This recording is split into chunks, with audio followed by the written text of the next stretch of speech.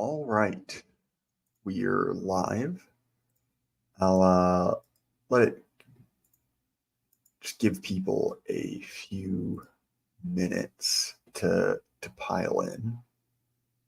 One of my personal pet peeves about YouTube, and this in no way matters to the listeners, is I have to watch ads on my own channel. So whenever these streams starts, I'm always slightly behind. Let me just make sure I have that muted. Yeah, so there's sort of several things I'm looking to accomplish. One is effectively I didn't have an episode to put up tonight, so we're doing a solo stream. But also, quite a lot has happened, and due to the format of my show, I very rarely get the chance to talk about current events. Uh, we also have some kind of interpersonal questions that you guys have dropped. Obviously, feel free to send me super chats or anything else, and I'll be sure to address that. But I guess right, the first happening, which I discussed briefly with Larry Johnson, is the attempted assassination of Trump. My feelings on that have remained largely the same. I've been pretty unconvinced by, let's just say, 75% of the kook sphere. Uh, I won't show it because it's probably pretty ill-advised to do so. Actually, you know what? Screw it. I'll do it. I'll show this. Let me just pull it up. So, just out of pure curiosity, I wanted to see if I could replicate the attempted assassin's shot on Trump, just out of kind of personal curiosity there. I'll delete that. And the reason I did that, right, is not necessarily. Sorry, this is incredibly entertaining. I know, just watching me putz around with StreamYards. But my point in doing that was not to brag, right? It was basically to see could a there it is. Could a relatively untrained individual make that shot, right? I happen to have some similar equipment to the guy. This was prone at about 150, and so for reference, that's 3 shots in 5 seconds. So didn't hit all of them, but unmagnified EOTech there, and all of them are roughly within. Let's just be generous and say a 4-inch, 5-inch circle, right? So well within the the sort of dangerous range, right? Uh, so to me, that there's kind of several layers of conspiracy on the Trump assassination. I think the most absurd is effectively that the Trump was in on it, and the sniper deliberately pulled the shot, hit his ear. I think that's pretty much absurd. Anyone who has shot guns before realizes how basically impossible that is to do. And Eric Prince has talked a good bit about it. He was on Sean Ryan's show. He was on The Space with the New Founding guys. I had Nate Fisher on last time, and he talked to Prince as well, and he made that point, right? That's just quite simply not possible, right? Just from a mechanical level. There's another level, which is basically Trump was not shot. That it was a photo op. I'm actually surprised how many people think that. Members of my own family, for instance, and I won't trash them, but I was surprised how much that meme is kind of spread around. I also don't think that's particularly likely for a couple reasons, which is one, I say that the regime wants Trump, but I don't think this helps them.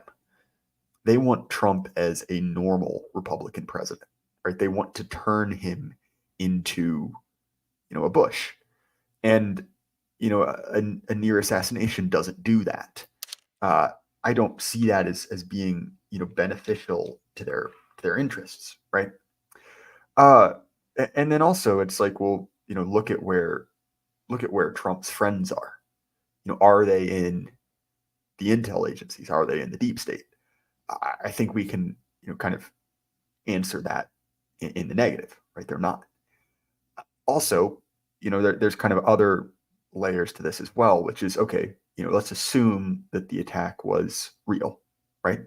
And these are kind of the more of the right wing conspiracies about it. It's this was a deliberate hit put out by as some Zionists have claimed, by Iran, by you know the the Democrats, right, the deep state, which I'm going to say I technically find more plausible, but don't consider that an endorsement. Uh, but it is, I guess, technically a possibility. I think that probably the most likely is a mixture of incompetence and malice, right? They don't like the man. And so even if they didn't, train this guy, it was, well, we won't give him the sort of resources we would give a president that we like. Obviously, the security on site in Butler was not done well. It was appallingly badly done. And look, I'm not, the kind of person who's done a lot of work in executive security. That's kind of an understatement. I've literally no idea about it. But all the same, uh, there is a fact that there's a giant. It's like Pac-Man's mouth, right? There's a giant hole in that security. And so whether that is, malice, incompetence, or some combination of the two, I think is difficult to pin down. Now, that's my opinion on kind of the facts of it. But what I do think, in a broader sense, is there are several interesting things to come from it, which is one, the weird tightrope that leftoids sort of had to walk, right, between on one hand saying it's horrible that this happened to Trump, but also he is literally Hitler and deserved everything. And then also, I think lastly, the fact that this has been very quickly memory hold. Right? I mean, people still talk about it, but and not to say that the mainstream media didn't cover it, because they did, but how long has it been? What, plus or minus a month, and it's gone. We've moved on. We're several news stories down the line. So the next big happening, right, is obviously, excuse me, is Biden stepping down. And really, in the week since this, Biden has disappeared. Like, no one knows where he is. He appeared in front of some people, but no one's really even laboring under the assumption that he's a real president anymore. It's very clearly he's just a guy, an old guy. Robin B. Mars. I will not read that, but I will laugh at that. And then in the wake of that, the sort of floundering of the Harris campaign, right? Sort of like you can see this kind of crystallized in two memes, right? JD Vance is weird, and then also Kamala is brat, which is, it's crazy that is so dead already, because it really was quite recent. Excuse me, I had to sneeze. And then what's the name of her VP nomination? Tim Waltz, right? Who's graded on the scale of Democrats quite. I don't say normal as in I like him, but he's not some kind of bizarre sexual degenerate. I mean, at least upon first viewing. So I mean, I think it's sort of an open question as to how much of a real political candidate Kamala Harris is, right? I think she's being sent out as sort of a sacrificial lamb, as a jobber, for two reasons. One, namely, I think that there is a faction that believes they can sort of bring Trump in. They can bring MAGA back into the fold, do the same thing to MAGA that they did to the Tea Party, they did to the moral majority, any one of these kind of insurgent right-wing movements. And that way may well be the case. But also remember, the economy is not doing well. And I don't mean this in the kind of finance bro, everything's falling apart, but there are real signs that there will be a recession, like a nastier recession than the one we're kind of in, but kind of not. And, if you're left holding the bag, right, that's not a good position to be in. And so, and I've said this for a long time. I think the function of Biden was basically to do unpopular things the Democrats wanted done, like mass immigration. And then he very conveniently would die. And I think we're seeing that. And so to me, I think the advantage to Trump is Trump winning legitimizes the system. And then Trump is done. Who knows? Maybe there's an economic crash during his office, discrediting him. What flop? We are now in 2028. We have a whole new cohort of Americans and a strong mandate, and that's something I do think that at least someone has considered, right? Now, I think with all of this, right, we're talking about what some people want or what they're seeming to do, not what they can actually accomplish, right? But these are kind of my thoughts on current events. Obviously, the most recent event is the unrest in the UK, and that's something I'll get into. I have about 20 questions. I put up a post, right? You can do YouTube posts, and feel free to drop anything you want me to address in the comments or in the super chats as well. I'll get to them. Actually, I already have one from Lou Templar. What can be unburdened by what has been? I hate to admit it. I have absolutely no idea what that means. I've seen that phrase floating around, but it is completely left me by. And so I just sort of smile and nod, like a dementia patient, like Joe Biden at a presser, and just pretend that I know exactly what we're talking about. All right, so a few questions. Sean Weiland, what can we do to create business, jobs, profits, opportunities, and communities for our guys? I continue to believe we haven't escaped the brain rot of democracy, that has people more preoccupied with Trump v. Kamala than about our economic opportunities and who's raising our children. We need to be smarter about where we spend our time and energy. Our resources are limited. So as far as that last statement, I agree with it. As far as the brain rot of democracy, while I certainly agree, there's something to be said for. I do think that democracy has kind of wormed its way into the way people think. Now, don't get me wrong. That there is some truth to the NPC meme, right? Of where people will effectively go along with the system as presented to them. But also, it's hard to disentangle, well, how much of that is democracy and how much is that just how Anglos like to run a society, where they like to run things fairly, right? They like to give people their say. And I think it's hard to disentangle one from another. You see this on the other end where these sort of Anglo institutions fall apart when given to other countries, right? Outside of that cultural context. You see that with Liberia. And look, I say this as an out critic of democracy. Now, also, right, I think we have to accept that, even in quote unquote red areas, there's an immense degree to which, our enemies' premises have kind of worked their way into everyone's minds. Z-Man was talking about this, but I think that a lot of right wingers waste a tremendous amount of time laboring under the assumption that most people agree with them, and they really don't. Now, don't get me wrong. Most people agreeing with you does not make you correct, right? And also you don't need most people agreeing with you to win. But I think that there's something to be said for the fact that you don't need to adopt this sort of messianic mindset with it. As to your point about what can we do to create business, jobs, profits, and opportunities, I may be the wrong person to ask there. Look, I'm a guy in his early 20s. I've certainly made steps towards networking. Right, I've been trying to bring people into my my immediate geographic area to sort of build social networks. But I might not be the person to ask on that. I think that and Sean, I know, had some disagreements with Nate Fisher, which by the way, Nate Fisher is German Catholic, for those who were wondering, or German Protestant, excuse me.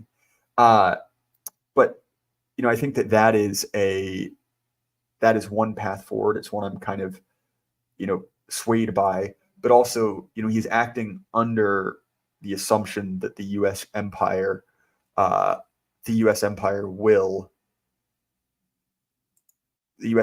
carry on, right? There will be sort of a restoration. And I think that that is a reasonable bet. It is certainly a mathematical possibility. Uh, but there are other answers out there. So that's a very long, sort of circuitous non-answer. Mark Trouble for 20 Canadian. So that's about $1.50 US. Keep up the good work. Thank you, Mark Trouble. I will. I feel bad for making fun of your currency after I read your encouraging message. Uh, all right. Herlock Shomes. Positive visions, especially things we can do without politicians being involved. So this is an interesting topic. It's one I think about a lot. I think that, at least in the short term, we sort of have to realize that the regime is not and really never will be for us. So you see this with JD Vance, right? Like JD Vance is significantly better than anyone could have expected for Republican VP. Like we could have got, a sort of a reconstituted Mike Pence, not literally him, but someone practically him. I view Vance as better than Pence. I view him as better than, oh, who was that woman who shot a dog? Gnome, maybe? Better than could be expected, better than Nikki Haley. Not great, right? Take what you can get. So as far as positive visions, right, I think that the idea is that, obviously, it's very easy to get black pilled when you look at the state of things. But I think that if you zoom out enough, it's like, okay, well, are we worse off as a people taken on a 500-year trajectory? Yeah, probably. I mean, depending on your metrics. That's true. And, you could look at that and see a downward trend line. But okay, let's look at how bad things were 20 years ago. And don't get me wrong, there's more immigration. But also, the ideas which are allowed to be discussed, the things that people are doing, their revealed preferences, I view those as largely positive.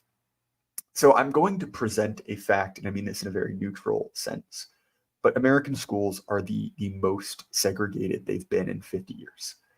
You can either look at that as a positive or a negative, but I think the ultimate takeaway from that is people are rejecting a certain amount of social conditioning.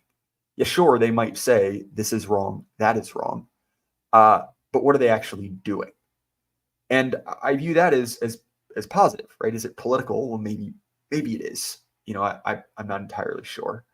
As far as building a positive vision, I mean, I think it's basically setting your goalposts appropriately.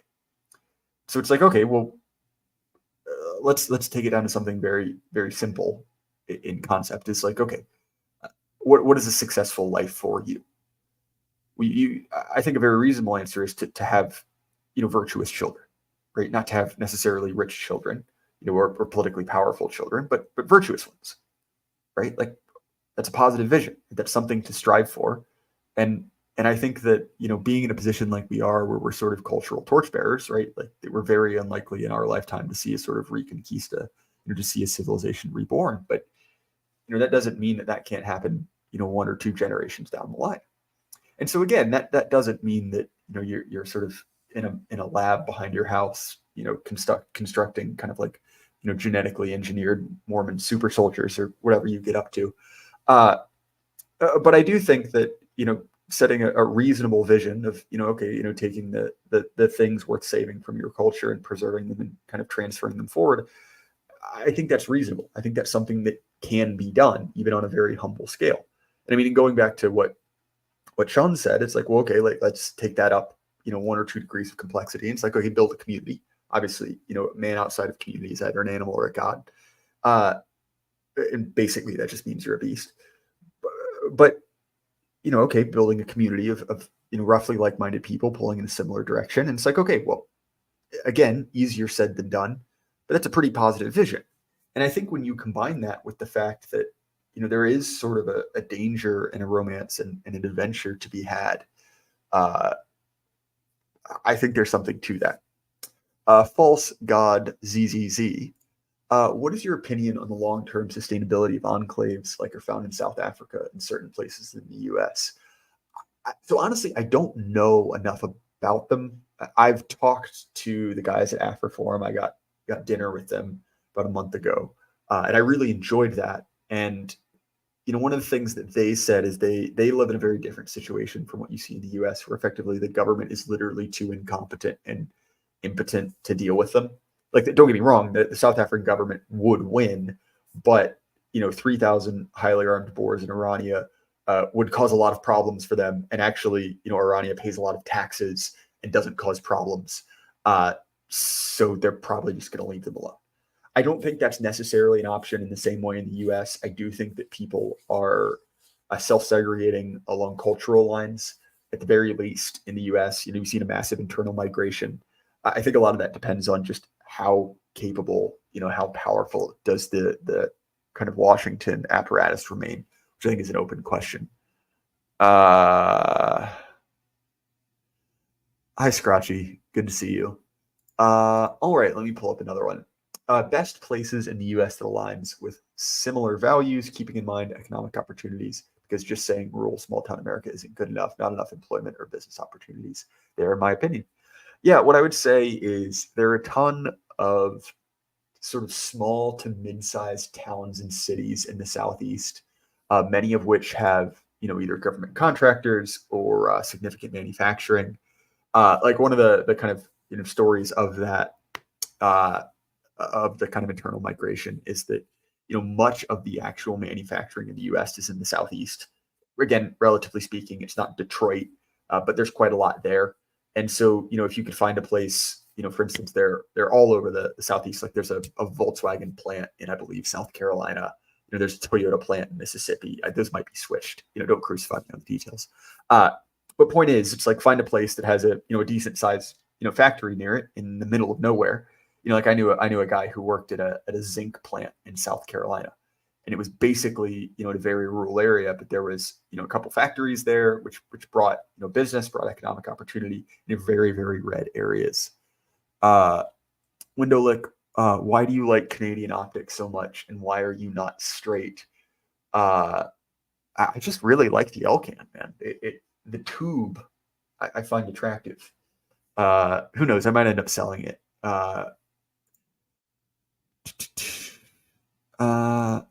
Trado 2015, the idea of the isolated, retreated homestead has proven that those things are a death trap. Almost all the killings in South Africa have been on those types of people. Isolation is the defeatist cope. That is true, but also you have to remember that the things people are retreating from in the US are slightly different. Like the populations are all entirely urban.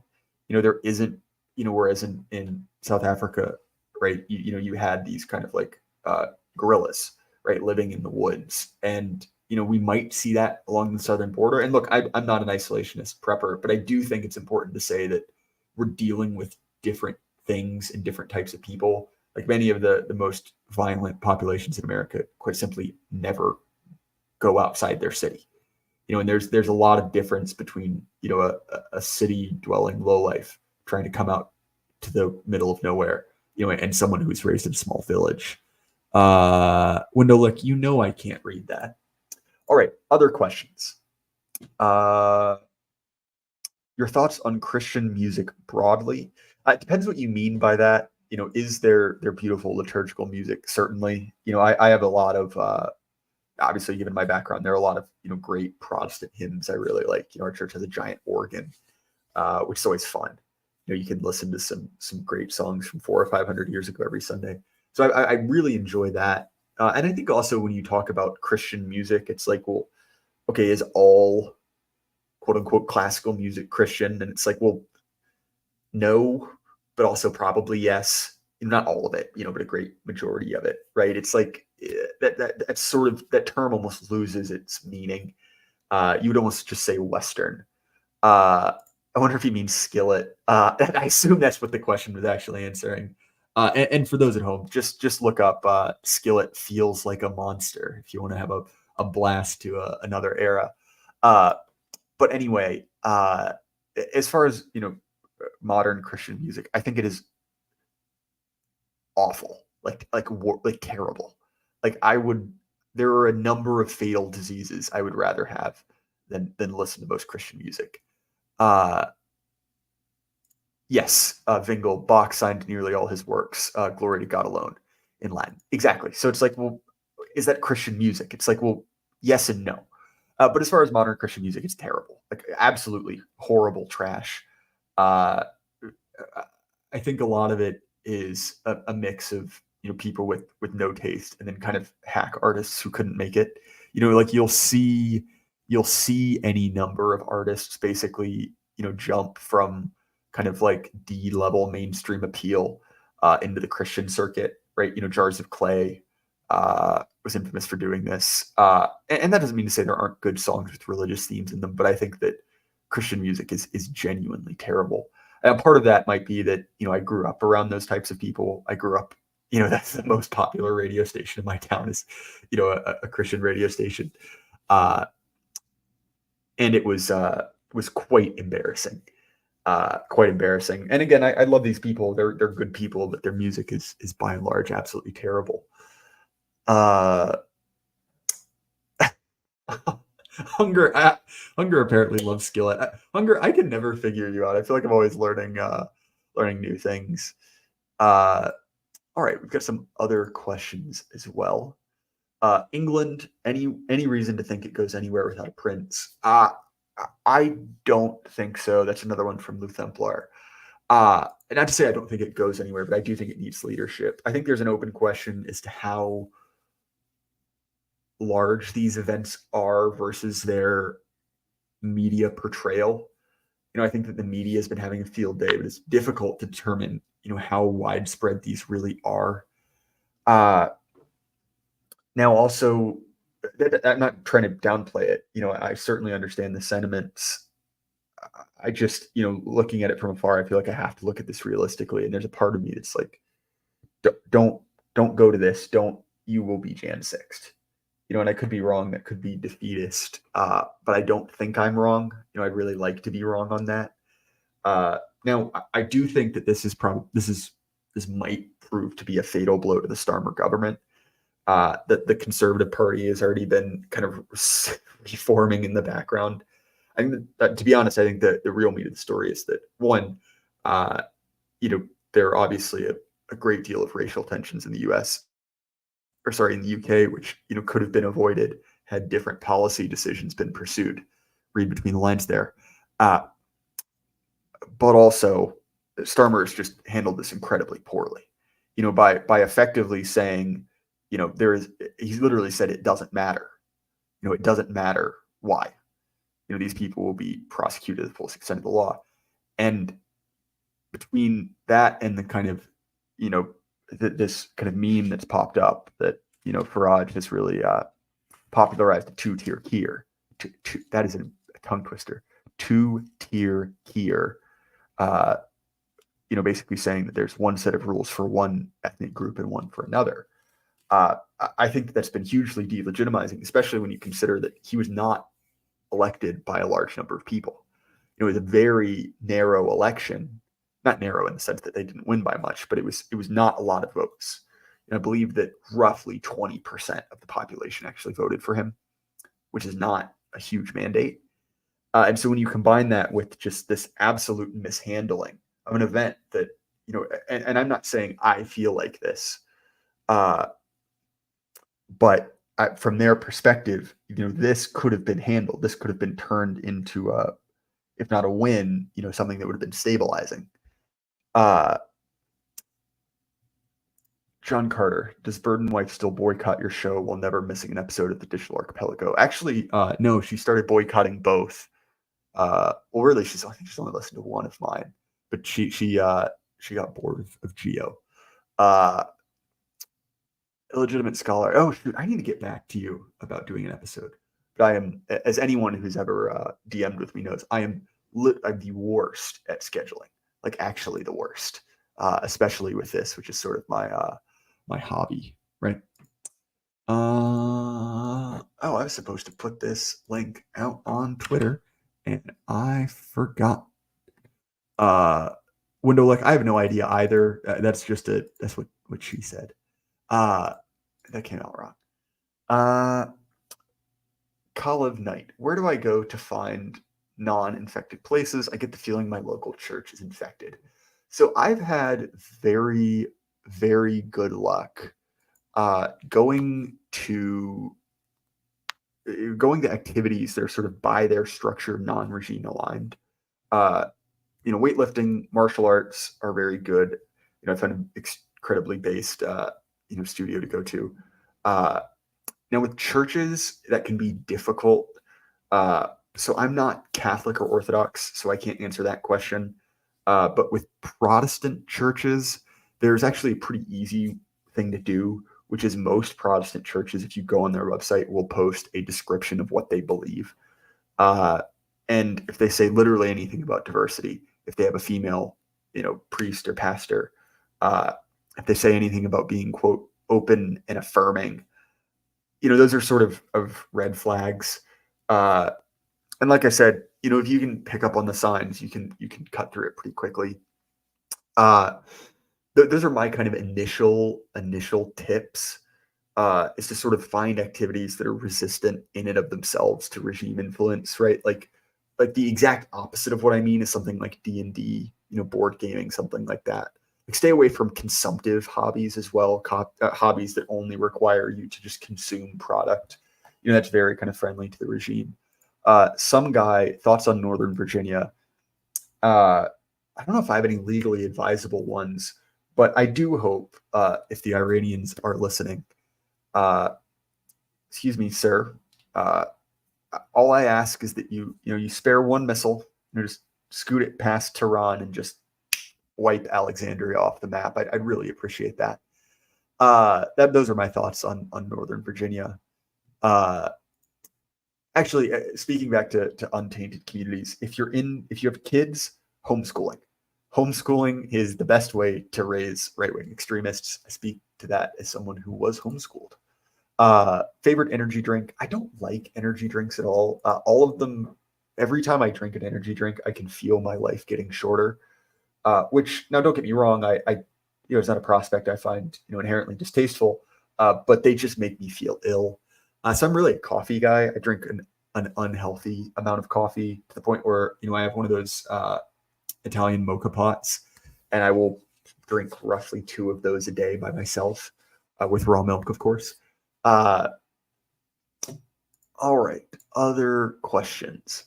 What is our side's biggest blind spot? What to do about it? I think that one of the things that our guys tend to fall into is basically univariate analysis, right? Where they discover one meme, right? They discover one thing that is true, and then they want to apply that to literally everything, right? You see that with Austrian economics. You see that with the identification of a certain ethnic group, where it becomes just all consuming, right? Like you can't have a conversation about anything. I mean, to the point where it's like, I have people, chimping out at me for having Nate Fisher because they think his last name is suspicious. So one, that's not true. But two, it's like, okay, like if the guy is literally, building a project for the benefit of Christian heritage Americans, like that is the whole purpose of it. It's like, well, okay, then like I guess you don't like have to be the guy's best friend, but like he is a political ally at the very least there. Similar with someone like Godfrey, right? Where it's like, you've developed this one sort of, almost this one like generally true axiom. And then, you find an exception to that and you can't bend for it. Now that's one, right? But you see it in elite theory circles as well, right? Where everything becomes just pure worship of power. And don't get me wrong, again, these ideas become powerful because they are largely true. Like, okay, yeah, it works most of the time, but you can sort of become a slave to your own mental model of the world. And to me, it's ultimately self-defeating. Like you have to remember that these mental models are there for you to simplify information for kind of quick and dirty thinking. It is helpful, but at a certain point, you're being ruled by that. And those are 2 examples. There are any number of them. Oh, Alexander Levitt. I can't answer that. I can't answer that at all. But I see the question you're asking. Okay. Sorry, I'm just looking for other ones. Uh, so this is in my private group chat. What are my thoughts on homeschooling co-ops and other extracurriculars? I was homeschooled until junior year. I didn't know that, but you didn't need to tell me. I could have guessed, and the groups and activities were very important, but started lacking substance as I grew up. It would be an interesting idea to have older retired men teaching in some capacity, as most groups were run by moms. Yeah, this is actually pretty similar to my experience. I was homeschooled till the fifth grade, did a lot at co-ops. I think they were very positive. They kind of range in intensity from my experience. Some of them are, and for those who don't realize what this is basically, it's a program that groups of homeschoolers, homeschool families will put on, where basically they will pool their resources, rent a building a few days a week, and they will hold classes that it is impractical for one parent to teach one child, right? So they'll have someone's dad is a chemist, so he'll teach chemistry for the whole group. Someone's mom is an accountant, she'll teach calculus, something like that. And so they're helpful both from a resource allocation standpoint, but also just from a socialization standpoint. Now, what I think is also uh, also pretty interesting is that we've seen the rise of these kind of hybrid institutions, uh, where essentially it's like a 2 day a week or a 3 day a week school. So you go to classes 2 days, you get your socialization, but the rest of the time you're with the family. And those are very promising. I know a number of friends who have kids there. They really like it, and they've been very high achieving. Those are popular both for kind of separatist reasons, right? Like I don't want my kid going to GAE school, but also because particularly people who have kids with kind of like moderate special needs, where it's like you're going to be fine as an adult, but you're just having a rough time as a kid. You like trains, you don't like loud noises. It's like, okay, that's easier to manage at a smaller school. So I think they're very promising. I do think that you will see a problem as you start to age out of it. That's definitely true, and they do tend to be female dominated just because it's during the day, right? Seasider, $5, nothing to ask, but glad to catch you live. Well, thank you very much, Seasider. That might be my favorite. That's a great PFP. That's a really good one. Uh, all right, we have some others. I'll go back through. Is having long hair based or cringe? Here's the thing about long hair. Some people can pull it off, but 99% of the people that think to themselves, I should have long hair, cannot pull off long hair. It's similar to a pinstripe suit or a hat, right? Where it's like you might think, I'll look like Thomas Shelby when I wear a hat. No, you won't. You look like you look like a Magic the Gathering player. Similar thing about long hair.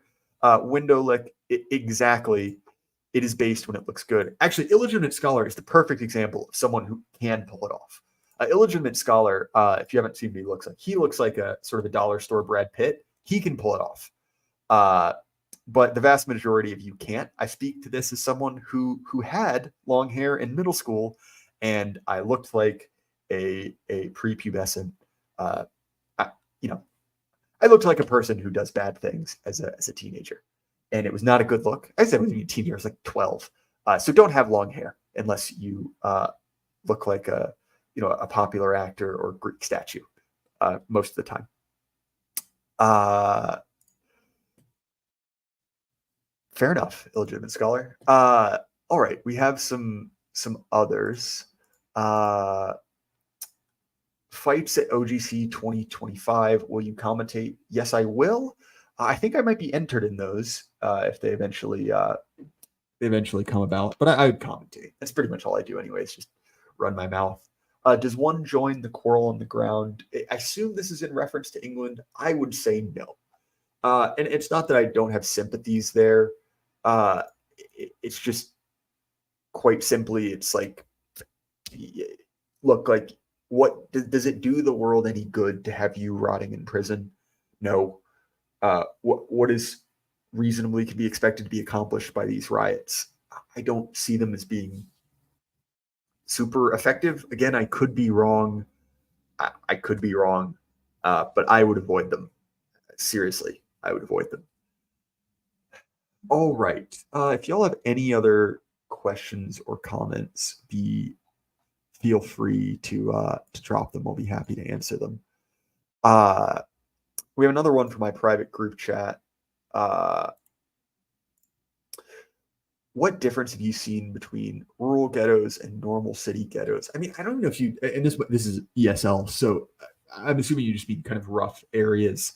One, as far as I've seen, rough areas in rural places tend to be, I mean, at least in my experience, they tend to be trailer parks, right? Uh, which one they're kind of they tend to be just further away from other stuff, whereas in the city it is proximate to everything else. I haven't actually spent a lot of time in deliberately so in rough areas. I drive through a lot of rough areas, and those are predominantly urban. Different types of people, I'll put it that way. Uh, yeah, so I don't have a ton of experience, and that's very deliberate. Obviously, the drugs are different. You know, uh, I have some family who live in the swamp in the middle of nowhere, and that's very methy. Uh, whereas that's kind of less common in other areas.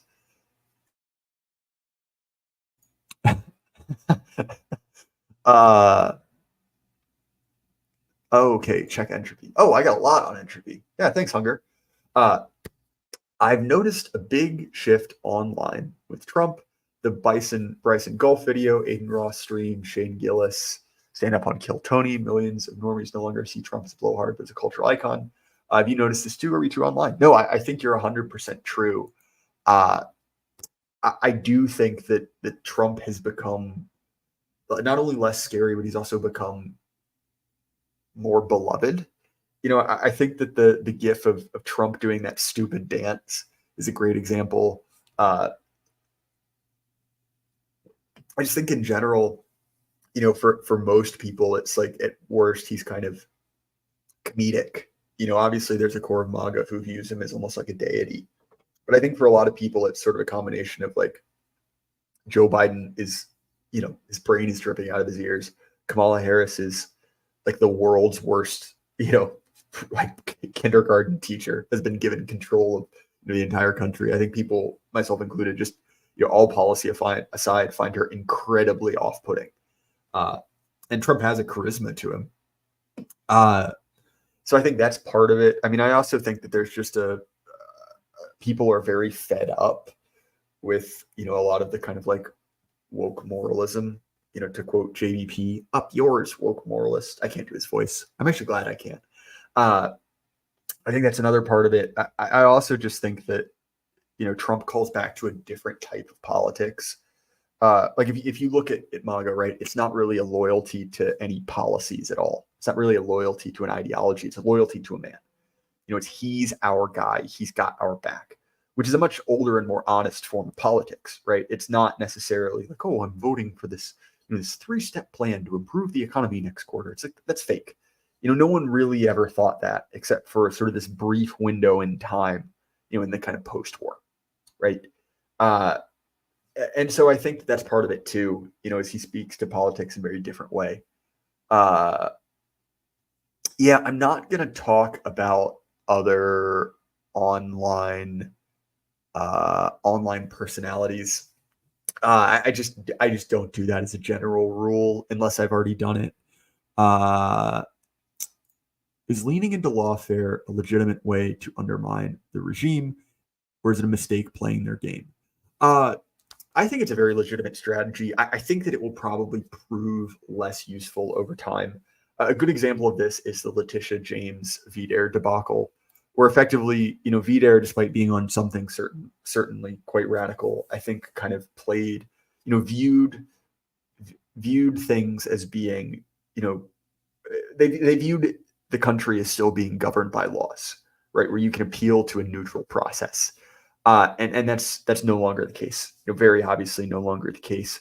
And they got punished for it. And I don't say that gleefully. I'm not glad it happened.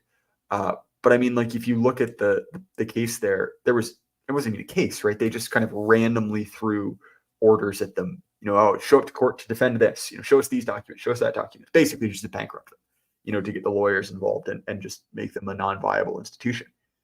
And if you look at that's not something that was founded in a legal argument. It's not right according to the rules. It was just a pure exercise of petty power, right? These aren't smart people. Letitia Jones is not a leading legal scholar. It's basically just, I don't like this, go away. I think that will likely continue, especially in blue areas. Now, also, you've got to understand that, the whole constitutional framework, I mean, it really depends on a number of extremely elderly judges. Like, look at the Rittenhouse case, right? Uh, like, if he had any person born, let's just say after the year 1960, he'd be cooked, right? He'd be cooked. But he didn't. He got lucky.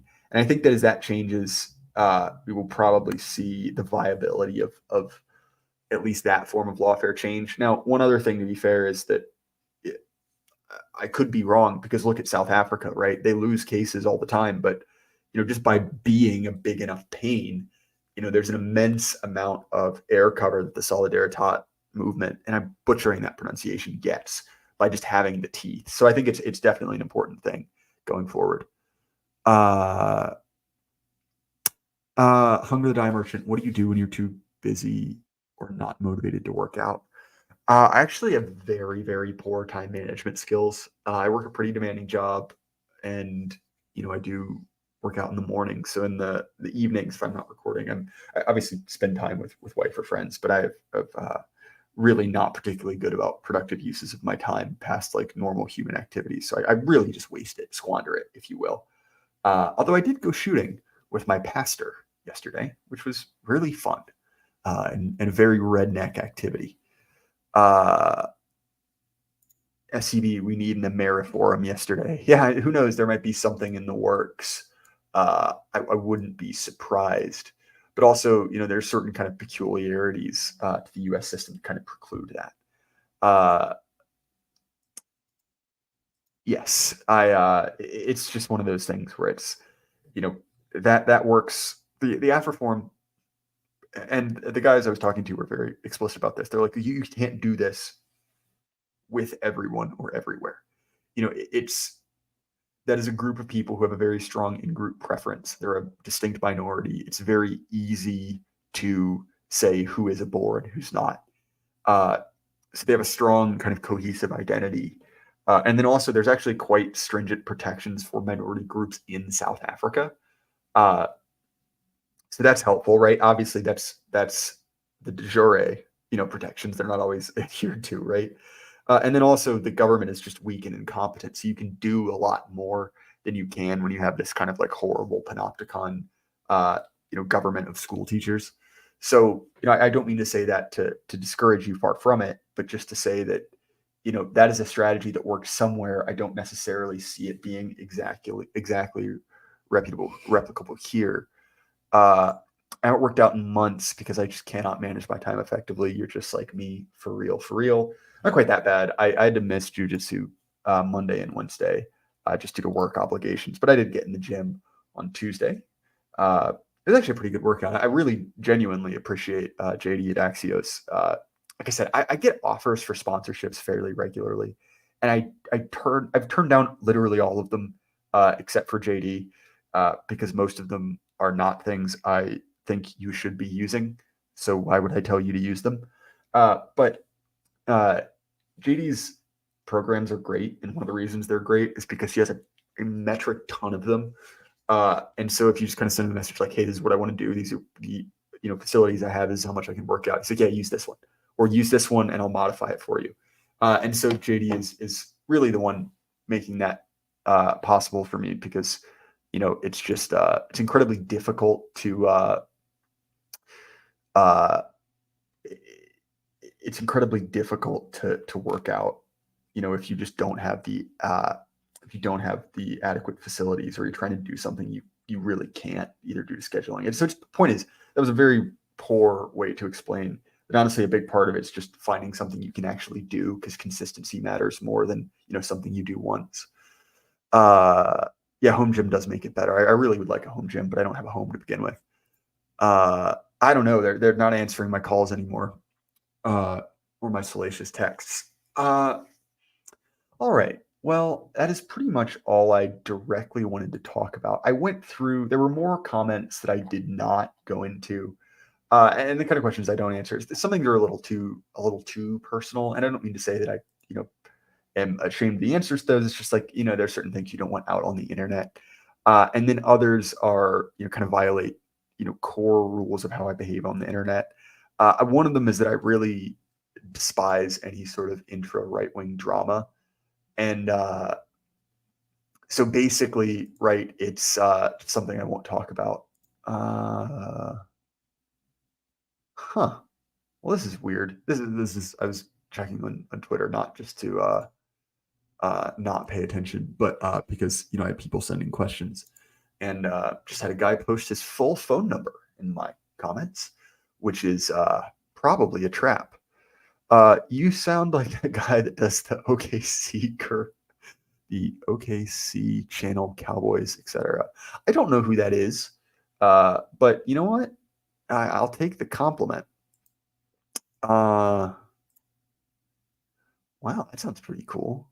Yeah. So anyway, so thank you guys for bearing with me on this sort of unorganized stream. I'm hoping to get the content production sort of ramped back up. But I think that this was a useful thing, uh, both to kind of air my opinions on the kind of happenings du jour, or the happenings of the kind of recent past, but also just to provide kind of an update on how things are going. Uh, Again, I actually didn't even mean to, but I sort of already did my ad for Axios. Expect more normal episodes as time goes forward. I've got a lot of great guests, some returning, some you haven't seen before, and some really genuinely high caliber guests. I some people who are kind of a level above what I've been doing before that I think you'll really enjoy. And not to say there's anything wrong with my current guests at all. That's not what I meant. Just people who are bigger, which is always fun. And again, guys, remember, keep your head up. Light can't last forever. Good night.